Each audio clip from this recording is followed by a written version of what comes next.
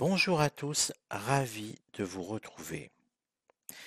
Un nouveau colcaise un petit peu particulier aujourd'hui concernant Joseph Doucet ou plus précisément le pasteur Doucet. Alors plusieurs questions se posent. Qui était vraiment ce pasteur? Il était défenseur des homosexuels, des transsexuels, des travestis, des gays, lesbiennes. Bref, des minorités sexuelles. Mais à côté de ça, il y a tout aussi des zones d'ombre sur lui. Aussi, ce que je vous propose, c'est de regarder ce qui peut apparaître dans ces zones d'ombre. Il avait été excommunié, je vous le rappelle. Il faisait partie de la franc-maçonnerie de la Grande Loge. Il a été, là aussi, euh, mis de côté, renvoyé, je cherchais le mot. Justement, il a été renvoyé parce qu'il y avait des suspicions sur lui de pédocriminalité. Les francs-maçons l'ont donc renvoyé à cause de suspicions de pédocriminalité. Bref, nous avons un personnage sulfureux et qui est mort, enlevé, et qui a été retrouvé dans la forêt de Rambouillet pendant l'année 1990, à peu près 3 mois après sa disparition. Voilà un petit peu les faits. Il était ouvertement, lui, homosexuel. Voilà un petit peu les faits les plus simples qu'il y a à retenir sur lui. On ne va pas se laisser polluer par du mentalisme, mais on va essayer de regarder, point par point, qui était ce pasteur Doucet. Et donc je vais prendre ce petit jeu que vous avez déjà vu entre mes mains, hein, des jeux d'ombre et de lumière, et je vais interroger l'oracle en demandant comment était la personnalité du pasteur Doucet.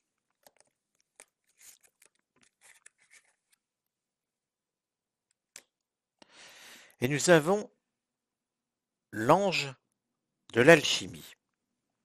Alors, comment l'interpréter? Si on y réfléchit, l'alchimie, c'est un ensemble de pratiques et de spéculations en rapport avec la transmutation des métaux. Le pasteur Doucet n'avait rien à voir avec un alchimiste si on prend littéralement le terme.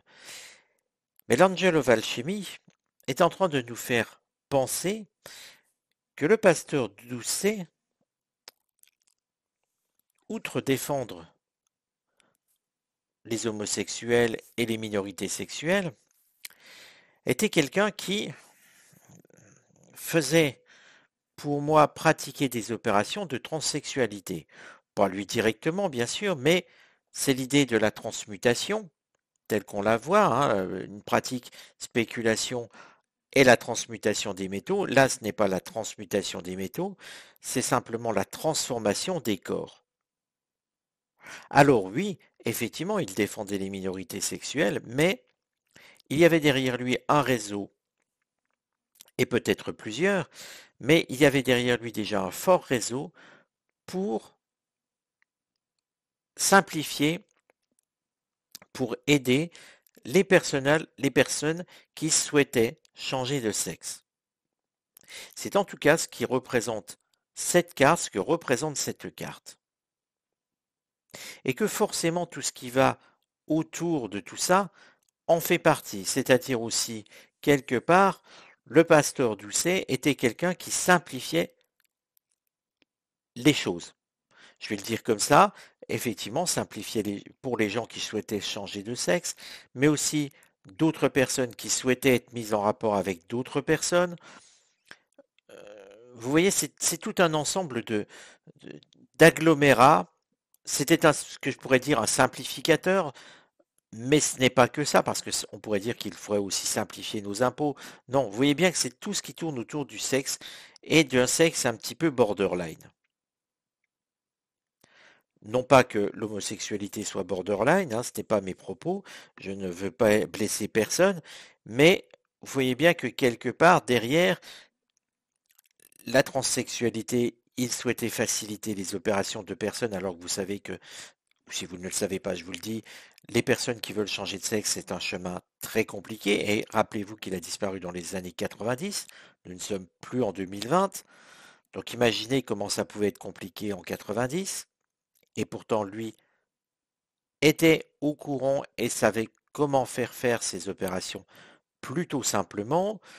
Il simplifiait les mises en rapport de personnes qui recherchaient des choses un peu particulières avec d'autres personnes. Souvenez-vous que finalement, la Grande Loge des francs-maçons l'a exclu de ses rangs pour pédocriminalité. Il n'y a pas de fumée sans feu, si vous voulez. Alors maintenant, regardons. Comment a évolué l'arrivée en France de ce Belge d'origine, de ce pasteur Doucet qui a disparu en 90. Donc je vais m'interroger sur comment a évolué le pasteur Doucet pendant la période où il est arrivé en France. Il y avait deux cartes, je prends les deux finalement. C'est après tout, c'est moi qui ai tiré les cartes. Deux cartes ont voulu me répondre. Et donc je prends les deux cartes. Quelque part, il venait pour y rencontrer une forme de réussite. Il avait quelque chose à réussir. Bref, c'était quelqu'un qui souhaitait arriver à faire des choses concrètement en France. On peut juste dire que l'intention, si ça ne va pas plus loin, est louable. Pourquoi pas? Je veux dire, là-dessus, on ne peut rien dire, il n'y a rien de répréhensible. Mais ce qui a été contre, deux choses. Premièrement, un manque complet de réflexion. Il semble que finalement le pasteur Doucet prenait les choses peut-être un peu à la légère, sans grand discernement et ne pouvait pas penser que d'autres pouvaient s'intéresser à ses agissements. Je pense notamment à une forme de surveillance sur lui avec ses gros yeux qui regardent, euh, et pour moi le pouvoir l'observait. Parce que vous voyez, lui ne réfléchissait pas assez, mais nous avons un pouvoir qui l'observe depuis un moment. Le pouvoir parce qu'il y a la tête couronnée et les gros yeux globuleux, pour moi c'était quelqu'un qui était sur surveillance, très clairement. Peu importe les services qui le surveillaient, mais le pasteur Doucet était sous surveillance. Et quelque part là aussi, la deuxième chose, c'est le temps. Saturne, quelque part, je dirais que si on prend la carte, c'est la carte de la grâce. Moi, j'y vois plutôt sur le temps, puisque là, la carte est en opposition, une forme de disgrâce. Visiblement, il était dans les bonnes grâces de plusieurs personnes, et d'un seul coup, il devient un petit peu le pestiféré, celui qu'il faut surveiller. Et puis, si on regarde, les deux cartes sont venues ensemble. Visiblement, ça m'évoque quelqu'un qui était dans les cercles du pouvoir. Or, à l'époque, nous sommes, nous sommes dans les années socialistes. Oui, c'est encore les années, bon, François Mitterrand est président, c'est bien des années contrôlées par le gouvernement socialiste. Et visiblement, il était quand même proche de... Il y avait un lien entre ces têtes couronnées, donc ce gouvernement socialiste, et forcément, à un moment, il devenait gênant, ce pasteur Doucet. Il devenait gênant parce que quelque part, on s'est mis à l'observer. Il devenait de plus en plus gênant.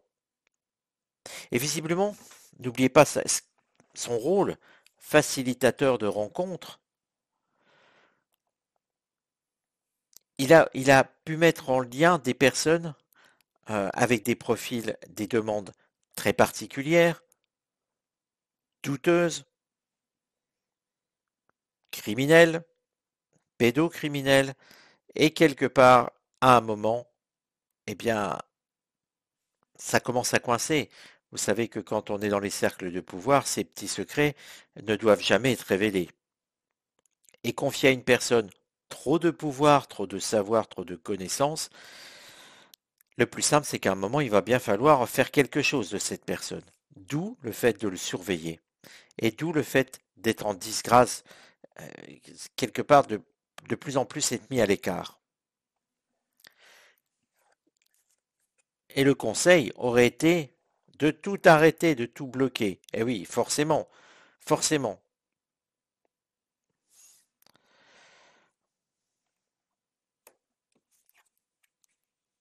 Et pourtant lui, il a absolument continué dans cette voie. Il a continué, pour moi, il y a un réseau aussi pédophile derrière lui. Avec la nativité, on a l'idée de jeunes enfants et on a l'idée du plaisir. La carte du plaisir qui est une carte d'harmonie, mais les plaisirs sont aussi les plaisirs charnels. Les plaisirs amoureux charnels, euh, on est bien sur un personnage, euh, oui, qui trempe dans des scandales sexuels, faut être clair. Hein, il y a de gros problèmes. Et le plus gros problème sur lui, c'est que l'État socialiste a profité à certains moments, en tout cas pour certaines personnalités socialistes de l'époque, ont profité de petits arrangements qui n'étaient pas tout à fait légaux, qui n'étaient pas du tout même d'ailleurs. Hein. Donc on voit bien que quelque part, il y a une proximité sulfureuse avec le pouvoir. D'ailleurs, on pourrait se demander quel type de ministre viennent le voir ou quel type de gouvernement. Les gouvernements, je pense aux ministres d'abord. Je vous montre la carte, je ne ferai pas de commentaires. C'est une pyramide que l'on voit. Ça ne vous rappelle rien. Je ne peux pas commenter au-delà pour ne pas mettre en péril la chaîne. Je ne donnerai donc pas de nom, mais bon, c'est quand même étrange ce dont je vous parle et de voir, quand j'interroge sur quel type de ministre on a, de trouver une pyramide. Hein, si vous ne comprenez pas l'allusion, je veux bien vous l'expliquer par mail. Vous me contactez sur uthervoyant@gmail.com, je vous le dirai. Là, je ne vais pas faire d'accusation, on va dire en vidéo, mais ça devient extrêmement sulfureux et très clair. Regardons à présent, regardons à présent ce qui s'est passé. Que s'est-il passé donc face à cet enlèvement pour le pasteur Doucet?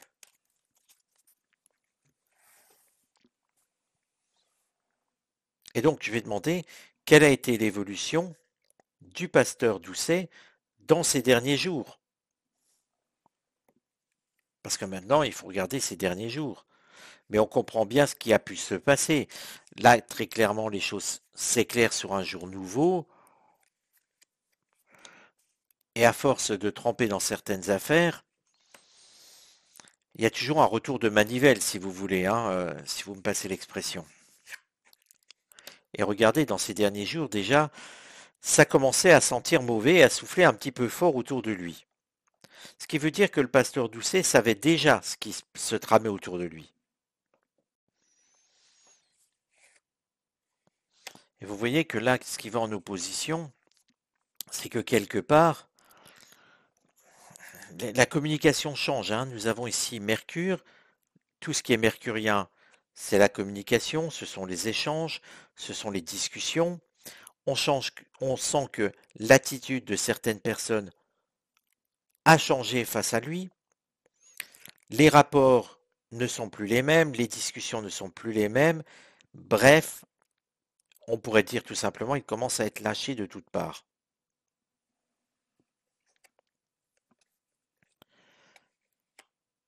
Alors là, quelque part, on lui conseille cette carte à mort. Visiblement, il détient des secrets sur quelqu'un, sur une relation amoureuse. On n'est pas sur une relation sexuelle, on est sur une relation amoureuse. Je dirais qu'il détient des renseignements sur quelque chose que d'autres ne doivent pas savoir. Des confessions qu'on lui a faites qu'il ne devrait pas être au courant. De secrets qui n'ont rien à voir avec tout son domaine d'activité. Il connaît l'existence d'un enfant, d'une histoire d'amour et d'un enfant qui est né et qui n'est pas, euh, et ce n'est pas de notoriété publique, si vous voulez. Alors bien sûr, ça commence un petit peu à s'éclairer. Euh, on voit bien de qui les fuites peuvent venir, on voit bien de quoi là on veut parler, hein.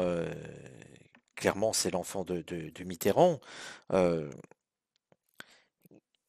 bref, le pasteur Doucet connaît trop de choses, beaucoup trop de choses, et quelque part, les sphères socialistes se sont trop confiées à lui au fil des années. Il devient gênant.